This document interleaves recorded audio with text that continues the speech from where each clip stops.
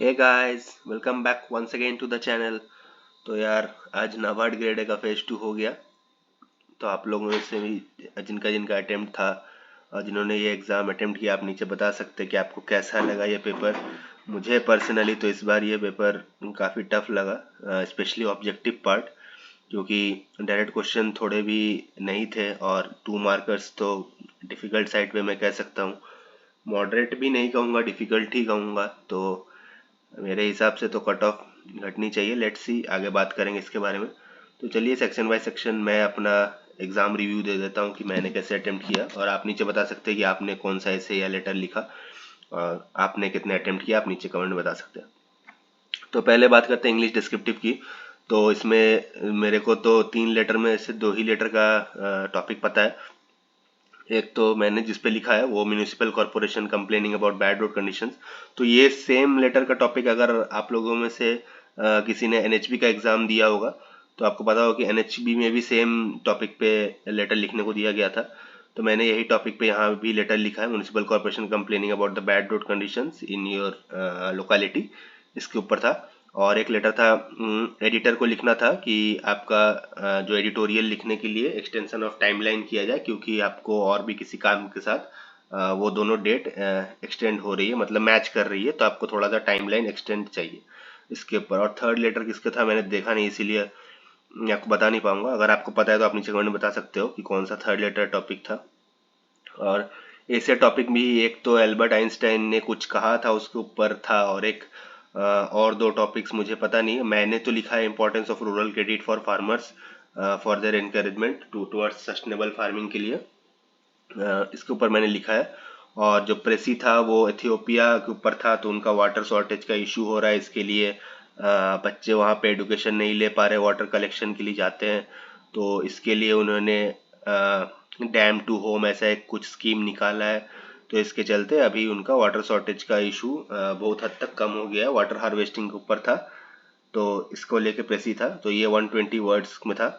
तो इसमें मैंने लेटर में तो सही सही वर्ड लिखा है, और ऐसे में भी मैंने 500 to 520 वर्ड्स में लिखना था, तो मैंने इसमें 516 वर्ड्स लिखा है लेटर में।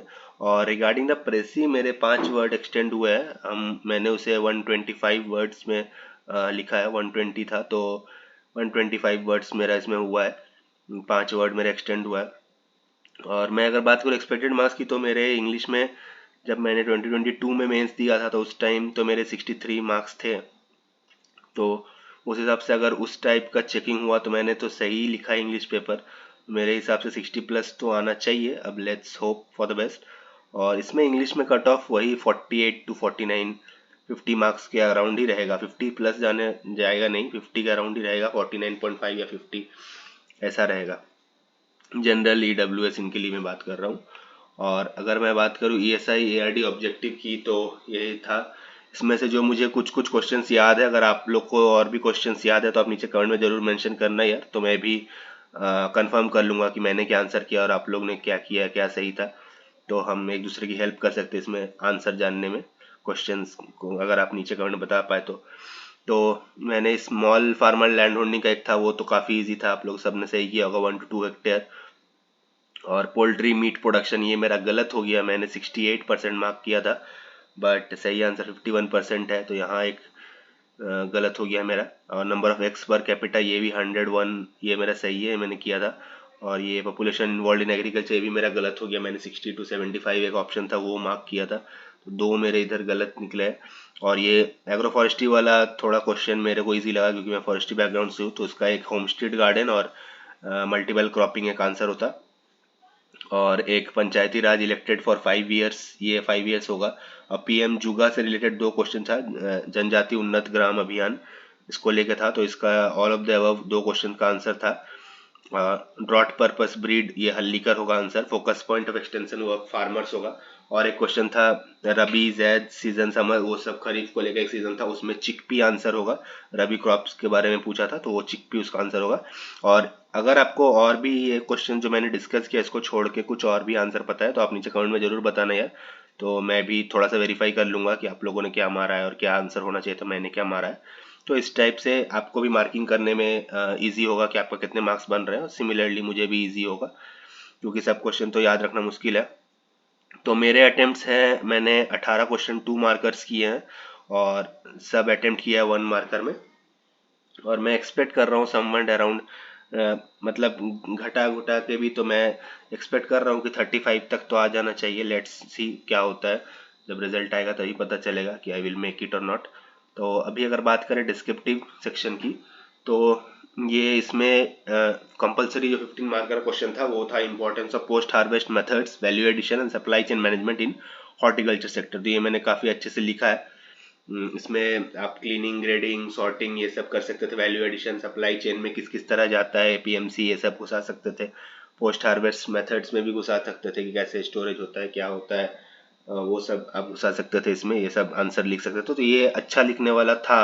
अगर आप थोड़ा सा भी एग्रीकल्चर मतलब ये सब सेक्टर में अगर आपने पढ़ा होगा पोस्ट हार्वेस्ट को लेके पैसेज वैसेज, तो आप सही से लिख पाओगे। तो इसमें मैंने 540 के अप्रॉक्स वर्ड टाइप किए हैं, क्योंकि मैं 600 अगर टाइप करता तो मेरा दूसरा आंसर कॉम्प्रोमाइज़ हो जाता। दूसरा आंसर मैं उतना अच्छा नहीं लिख पाता, इसीलिए मैं अराउंड 60 मिनट्स के आसपास, मैं अराउंड 30 मिनट्स तक यही आंसर लिखा था फर्स्ट वाला कंपलसरी अच्छे से। तो इसीलिए मैंने 540 पे इसको रोक दिया। मैं सोचा था कि अगर टाइम बचेगा तो फिर जाऊंगा वहाँ पे कुछ और ऐड करूंगा, बट टाइम बचा नहीं। प्रूफ रीडिंग का भी टाइम नहीं बचा, तो काफ़ी स्पेलिंग मिस्टेक और पंक्चुएशन एरर ये सब हो सकते हैं मे बी, क्योंकि मेरे को प्रूफ रीडिंग का भी टाइम नहीं मिला। आप बताना कि आपका कैसा रहा, डिस्क्रिप्टिव में आपने कितने वर्ड्स टाइप किए और क्या आपने उसको चेक करने का आपको मौका मिला, क्योंकि मुझे तो नहीं मिला। और अगर सेकंड 15 मार्कर जो मैंने अटेम्प्ट किया है वो था role of institutional credit towards development of rural population. तो इसमें मैंने सारे गवर्नमेंट स्कीम्स जो भी चल रहे हैं रूरल पॉपुलेशन के लिए, तो इसमें भी आरआरबीज, कोऑपरेटिव्स ये सब आप ऐड कर सकते थे। स्मॉल फाइनेंस बैंक भी, नाबार्ड का रोल क्या है, इसमें मैंने नाबार्ड का टैगलाइन भी घुसाया है, फॉस्टरिंग द रूरल प्रॉस्पेरिटी। तो रूरल प्रॉस्पेरिटी के लिए रूरल इंफ्रास्ट्रक्चर फंड है, ये सब सब कुछ घुसा दिया है। लास्ट में फिर जनधन योजना, मनरेगा, वो सब भी किया है, गवर्नमेंट का क्या रोल है, तो ये सब मैंने घुसाया है। और पीएम स्वामित्व स्कीम और पीएम विश्वकर्मा स्कीम ये कंपलसरी था 10 मार्कर में। 5 मार्क्स के दोनों पूछे गए थे, तो मैंने इसमें दोनों में ही 200 और एक में 170, तो 370 वर्ड्स के अप्रोक्स में मैंने लिखा है। और dryland farming scenario in India इसके ऊपर था, तो इसके ऊपर मैंने लिखा है। और एक 10 मार्क का जो था वो importance of storage device for agriculture, ऐसा ही कुछ था उसमें शायद। वो भी इन बैग, सिलोज ये सब आते, तो मुझे उतना अच्छा आइडिया नहीं था, तो इसलिए मैंने ड्राईलैंड फार्मिंग सिनारियो पे ही लिखा है। तो कुछ कुछ गलती मैंने किया है, जैसे पीएम विश्वकर्मा स्कीम में मैंने वो टूल किट इंसेंटिव 15,000 की जगह 1500 कर दिया है। तो पता नहीं उसके लिए मार्क्स शायद कटने चाहिए, क्योंकि रॉन्ग डेटा है। तो मे भी इस तरीके से यहाँ भी शायद गलत हो सकते हैं। तो इसमें भी मेरे एक्सपेक्टेड मार्क्स में वही 35 के अप्रॉक्सी पकड़ रहा हूँ। अगर उतने आ जाए तो काफ़ी अच्छे मार्क्स होंगे वो। तो वही मैं पेपर 1 पेपर 2 से मतलब ESI ARD डिस्क्रिप्टिव ऑब्जेक्टिव मिला के मैं 70 प्लस एक्सपेक्ट कर रहा हूँ। और अगर वहाँ 60 आ जाए तो 130 135 में मार्क्स एक्सपेक्ट कर रहा हूँ। लेट्स सी क्या होता है।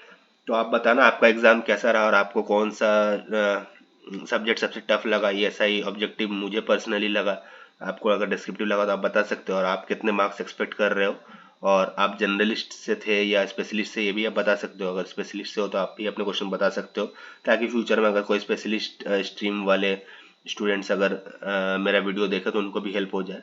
तो इसके लिए आप भी कमेंट कर सकते हो। और जर्नलिस्ट हो तो डेफिनेटली कमेंट करना कि आपने कितने मार्क्स के किए और कितने ऑब्जेक्टिव आपके सही हो रहे हैं, कितने मार्क्स बन रहे हैं, डिस्क्रिप्टिव में आपको क्या लग रहा है और आपको क्या लगता है। और कट ऑफ की अगर मैं बात करूँ इस बार, तो मुझे लग रहा है कि कट ऑफ, अगर पिछले बार बात करूँ तो 130 का अप्रॉक्स था, तो मुझे लग रहा है शायद 4-5 मार्क्स का ड्रॉप देखने को मिल सकता है मे बी। बट नहीं भी हो सकता है, क्योंकि सीट्स भी कम हुई है। तो यार पता नहीं, कहीं ना कहीं तो बच्चे अच्छे लिख ही रहे होंगे या अच्छे अटेम्प्ट्स किए होंगे ऑब्जेक्टिव में। तो लेकिन मुझे पर्सनली लगता है कि 5 मार्क्स कम होना चाहिए, तो अराउंड 125 126 ऐसे हवर होना चाहिए। तो लेट्स सी क्या होता है, जब फाइनल रिजल्ट आएगा तभी पता चलेगा कि किसका सिलेक्शन होता है या नहीं। तब तक के लिए आप दूसरे एग्जाम्स की प्रिपरेशन करते रहिए, बहुत सारे एग्जाम्स लाइन पे है। और मैं जल्द ही अपना IBPS PO का प्री का भी वीडियो लाऊंगा एनालिसिस का, क्योंकि टाइम मेरे को मिला नहीं था। 19 को IBPS PO प्री था और 20 को मेरा नाबार्ड ग्रेड का मेंस था, तो इसलिए मैं वीडियो बनाने का टाइम मिला नहीं। अभी मैं थोड़ा सा फ्री हुआ हूँ, तो आज मैं ये नाबार्ड का वीडियो डाला, और कल सुबह या आज रात को ही मैं ट्राई करूँगा कि IBPS PO का प्री का एनालिसिस का वीडियो भी डाल दूँ। मेरा 19 अक्टूबर को फर्स्ट शिफ्ट में था, तो मैं बताऊंगा अपना अटेम्प्ट्स और मुझे कैसा लगा इस बार का एग्ज़ाम। पिछले बार मैंने IBPS PO का इंटरव्यू दिया था, मिस्ड आउट किया था 2.3 या 4 मार्क्स से फाइनल सिलेक्शन के, तो मैं आपको उसको भी लेके बताऊंगा और उसको भी मेंस का स्ट्रैटेजी भी लाऊंगा स्पेशली फॉर बैंकर्स की IBPS PO का मेंस में मैंने कैसे किया था और किस किस जगह पे आप मार्क्स फेच कर सकते हो। तो अगर आप नए हो इस चैनल में तो आप वीडियो को लाइक कर देना, चैनल को सब्सक्राइब कर देना, वीडियो अगर अच्छा लगा तो शेयर भी कर सकते हो और ऐसे ही मेरे साथ बने रहना, सपोर्ट करते रहना। और मैं आगे और भी वीडियोस डालता रहूँगा, मैं जो जो एग्ज़ाम दूंगा उसका एनालिसिस और जो भी रिजल्ट होगा मेरा पॉजिटिव नेगेटिव मैं सब आपके साथ शेयर करूँगा, इसके लिए कोई प्रॉब्लम नहीं। तो अगर आप नए चैनल में तो सब्सक्राइब कर देना यार, और कोई भी डाउट्स हो तो आप नीचे कमेंट में आराम से पूछ सकते हो, मैं हर एक कमेंट का रिप्लाई करता हूँ। तो तब तक के लिए bye bye, take care and all the very best.